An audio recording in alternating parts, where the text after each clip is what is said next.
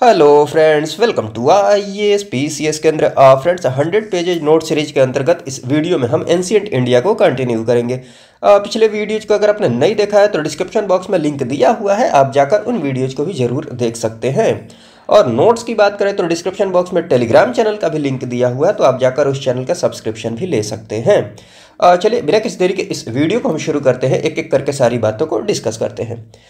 इस वीडियो में हम बात करने वाले हैं मगध साम्राज्य की। देखिए, मगध साम्राज्य की बात कर ली जाए तो बहुत सारे प्राचीन ग्रंथों के अकॉर्डिंग अगर बात करें तो मगध साम्राज्य का जो संस्थापक माना जाता है वो माना जाता है बृहद्रथ को।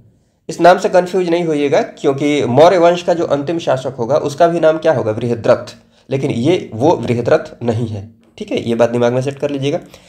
तो मगध साम्राज्य का जो संस्थापक माना जाता है बहुत सारे प्राचीन ग्रंथों के अकॉर्डिंग किसको माना जाता है, बृहद्रथ को। इसी बृहद्रथ का पुत्र होता है जरासंध। अगर आपने महाभारत देखी या पढ़ी होगी तो आपने जरासंध का नाम सुना होगा। ठीक है, तो बहुत सारे प्राचीन ग्रंथों के अकॉर्डिंग ऐसे माना जाता है कि मगध साम्राज्य की स्थापना बृहद्रथ के द्वारा की गई थी। लेकिन असल में मगध साम्राज्य का जो उत्कर्ष होगा वो 6वीं शताब्दी ईसा पूर्व से होगा। ठीक है, तो ये बात ध्यान रख लीजिएगा, असल में मगध साम्राज्य का उत्कर्ष कब होगा, 6वीं शताब्दी ईसा पूर्व से। ठीक, तो वास्तविक संस्थापक जो माना जाता है, उत्कर्ष किसके द्वारा किया जाता है, बिंबिसार के द्वारा। वास्तविक संस्थापक जो माना जाता है मगध साम्राज्य का वो कौन है, बिंबिसार। तो बिंबिसार आप नाम जरूर ध्यान रख लीजिएगा, जो कि हर्यक वंश का होगा। ठीक है, यहाँ पर मैंने दिखा दिया है जो भी वंश मगध साम्राज्य के अंतर्गत आएंगे। सबसे पहले बात कर लेते हैं हर्यंक वंश की। हर्यंक वंश की बात कर लिया तो मोटा मोटी आप टाइम पीरियड ध्यान रख सकते हैं, 544 ईसा पूर्व से 412 ईसा पूर्व तक का ये टाइम पीरियड है। इससे आपको आइडिया लग गया होगा, 6वीं शताब्दी ईसा पूर्व का ये टाइम पीरियड है। तो हर्यंक वंश की बात कर ली जाए तो इसकी स्थापना निश्चित रूप से आप समझ गए होंगे बिंबिसार के द्वारा हहोती है। ठीक है, हर्यंक वंश का संस्थापक कौन है, बिंबिसार है। इसको श्रेणिक के नाम से भी जाना जाता है, इसका अन्य नाम श्रेणिक है, ये नाम ध्यान रख लीजिएगा। और ये कूटनीति के तहत 3 विवाह करेगा अन्य राज्यों से बेहतर संबंध बनाने के लिए। एक तो कौशल नरेश प्रसेनजीत की बहन महाकौशला से। उसके बाद देखिएगा लिच्छवी राजकुमारी चल्लना से। चल्लना का ही पुत्र होता है अजात शत्रु, आगे हम देखेंगे। और उसके बाद एक नाम ये ध्यान रख लीजिएगा, मद्रकुल की राजकुमारी क्षेमा से। ठीक, तो ये तीनों नाम ध्यान रख लीजिएगा। और उसके बाद बिंबिसार से संबंधित जो महत्वपूर्ण बात है ये ध्यान रख सकते हैं कि ये देखिए, ब्रह्मदत्त की हत्या करके, ब्रह्मदत्त को हराकर ये अंग को मगध में मिला लेता है, अंग का विलय कर देता है किसमें, मगध में। तो ये ध्यान रख लीजिएगा। उसके बाद बिंबिसार की बात कर ली जाए तो अपने राजवैद्य जीवक को कहाँ पर भेजता है, उज्जैन भेजता है प्रदत्त के लिए। असल में प्रदत्त को पीलिया हो जाता है तो उसी के इलाज के लिए अपने राजवैद्य को बिंबिसार भेजता है। ठीक है, कहाँ पर, उज्जैन। उसके बाद बात कर ली जाए तो अपने पिता बिंबिसार की हत्या करके अजात शत्रु गद्दी पर बैठ जाएगा। अजात शत्रु की बात कर ली जाए तो ये मैंने बता ही दिया आपको, बिंबिसार का पुत्र है ये, जिसका अन्य नाम कुणिक है, तो ये नाम भी ध्यान रख लीजिएगा। इसका विवाह जो होता है वो प्रसेनजीत की, कौशल नरेश प्रसेनजीत की बेटी वाजिरा से होता है। ये ध्यान रख सकते हैं। सबसे पहले देखिएगा यहाँ पर वैशाली के युद्ध में सबसे पहले ये महाशिलाकंटक की बात कर ली जाए तो ये आधुनिक गुलेल की तरह होता था, तो महाशिलाकंटक का प्रयोग किया जाता है। उसके साथ साथ रथमूसल का भी प्रयोग किया जाता है। रथमूसल मतलब आधुनिक टैंक के समान। ठीक है, तो ये आप ध्यान रख सकते हैं। पहली बार महाशिलाकंटक एवं रथमूसल का प्रयोग किसके द्वारा किया जाता है, अजात शत्रु के द्वारा किया जाता है। उसके बाद बात की जाए तो ये तो मैंने आपको बता ही दिया, पितृहंता, मतलब इसने अपने पिता की हत्या की थी, पिता का हत्यारा।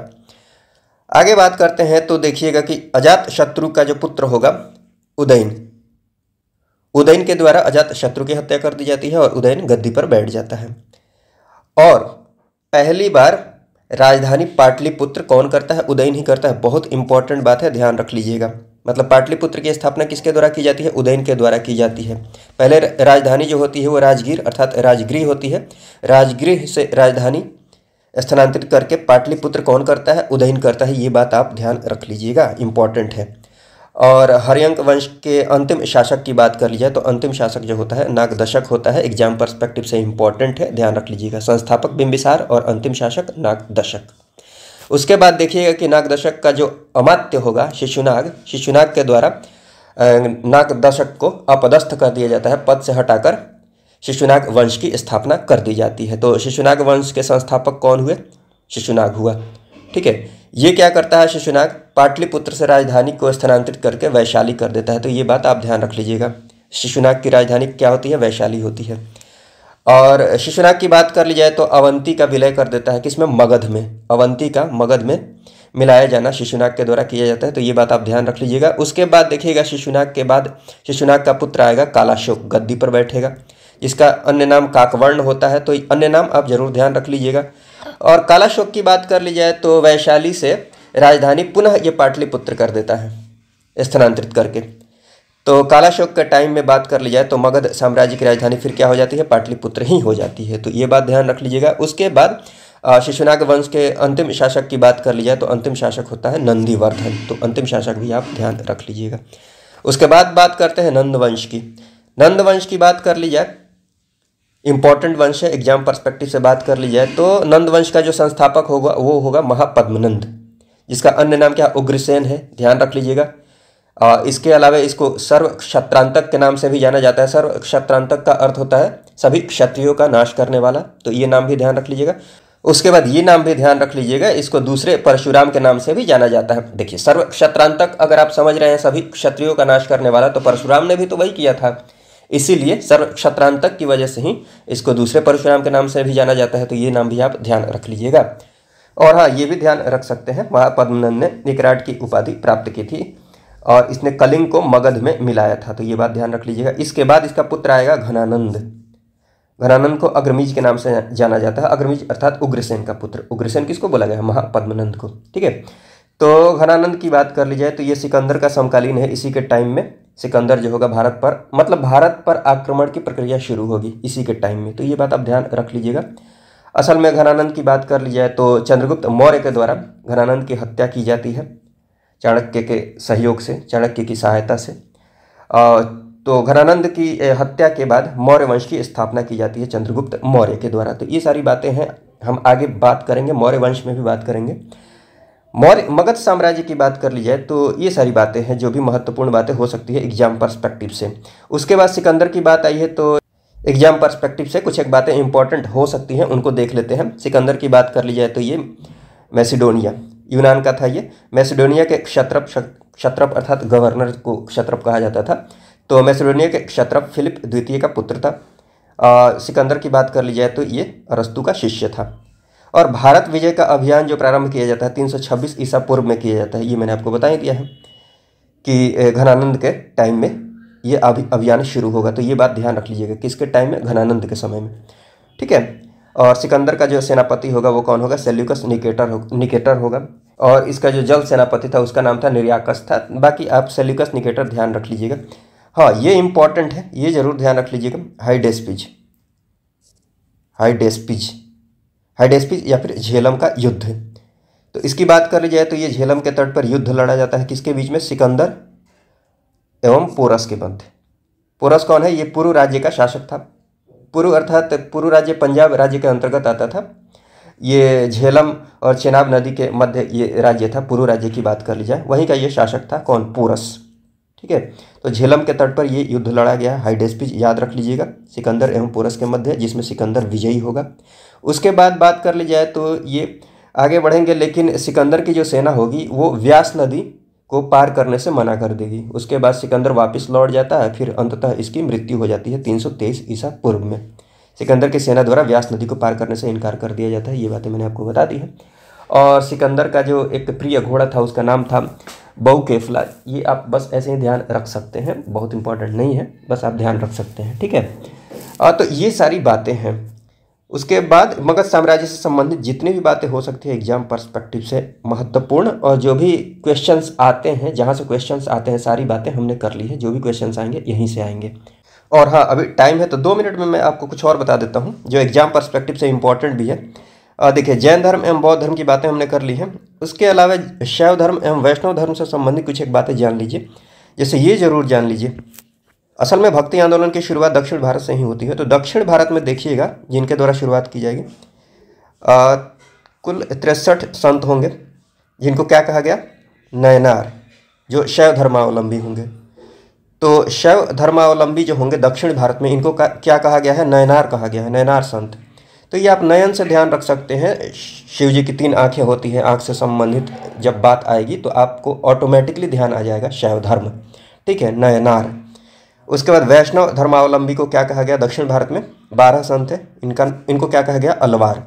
तो नयनार आप ध्यान रख सकते हैं, तो अलवार ऑटोमेटिकली आप ध्यान रख पाएंगे। तो ये सारी बातें हैं। उसके अलावा आप ये सारी बातें देख सकते हैं, जैसे शैव धर्म की बात कर ली जाए तो ये ऑब्वियस सी बात है, ये किसके उपासक होंगे? शिव के उपासक होंगे। और शैव धर्म से संबंधित कुछ एक संप्रदाय हैं जिनके संस्थापक आप ध्यान रख सकते हैं, जैसे पाशुपत संप्रदाय की बात कर ली जाए तो इसके प्रतिपादक कौन हुए? लकुलिश हुए। लिंगायत या फिर वीर शैव संप्रदाय की बात कर ली जाए तो इसके जो प्रतिपादक हुए बसव हुए। कपालिक संप्रदाय की बात कर ली जाए तो भैरव। नाथ संप्रदाय की बात कर ली जाए तो मत्स्येंद्रनाथ। लेकिन नाथ संप्रदाय के जो प्रमुख प्रचारक जो हुए वो कौन हुए? बाबा गोरखनाथ। तो ये सारी बातें आप ध्यान रख सकते हैं। बाकी ये जरूर ध्यान रख लीजिएगा, ये बात, ये इंपॉर्टेंट है। फिर वैष्णव धर्म की बात कर ली जाए तो ऑब्वियस सी बात है, ये आप समझ पा रहे होंगे कि वैष्णव धर्म के जो उपासक होंगे वो कौन होंगे? विष्णु। तो ये याद रखने वाली बात है नहीं। हाँ, भागवत धर्म से संबंधित देखिएगा पहला जो उपलब्ध अभिलेख है ये ध्यान रख लीजिएगा, हेलियोडोरस का बेसनगर स्तंभ अभिलेख या फिर गरुड़ स्तंभ के नाम से भी जाना जाता है। तो ये ध्यान रख लीजिएगा, हेलियोडोरस के द्वारा इस अभिलेख का निर्माण कराया गया था, बेसनगर अभिलेख, जो कि मध्य प्रदेश के विदिशा में पड़ता है। बाकी ये ध्यान रख लीजिएगा, हेलियोडोरस का बेसनगर अभिलेख भागवत धर्म से संबंधित पहला उपलब्ध अभिलेख है, ठीक।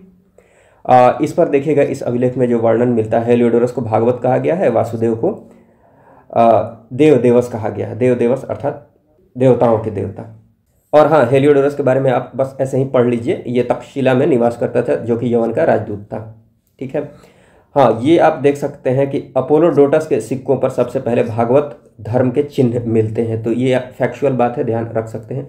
उसके बाद देखिएगा कि गुप्त शासक, मतलब अधिकांश जो गुप्त शासक होंगे ना, ये परम भागवत की उपाधि ग्रहण करेंगे। तो यहाँ पर असल में गुप्त काल में भागवत धर्म को प्रश्रय दिया जाएगा। आगे हम गुप्त वंश में ये सारी बातें डिस्कस करेंगे, अभी यहाँ पर इतना ही रहने देते हैं। फिर देखिएगा, ये गुप्त शासकों के द्वारा, गुप्त शासकों का जो राज्य चिन्ह होता है, देखिएगा कि गरुड़ होता है, ठीक है। गरुड़ क्या है? विष्णु का वाहन है। तो गरुड़ जो होता है गुप्त शासकों का राज्य चिन्ह होता है। उसके बाद देखिए, भागवत धर्म से संबंधित एक अभिलेख, ये मेहरौली स्तंभ लेख है, जिस पर उल्लेख मिलता है कि चंद्रगुप्त द्वितीय के द्वारा विष्णुपद पर्वत, जो कि गया में, बिहार के गया में पड़ता है, विष्णुपद पर्वत पर विष्णु ध्वज की स्थापना करवाई गई थी। तो ये सारी बातें हैं, आप ध्यान रख लीजिएगा। चलिए, इस वीडियो में बस इतना ही रहने देते हैं। इस वीडियो को देखने के लिए आपका बहुत बहुत धन्यवाद। जय हिंद, जय भारत।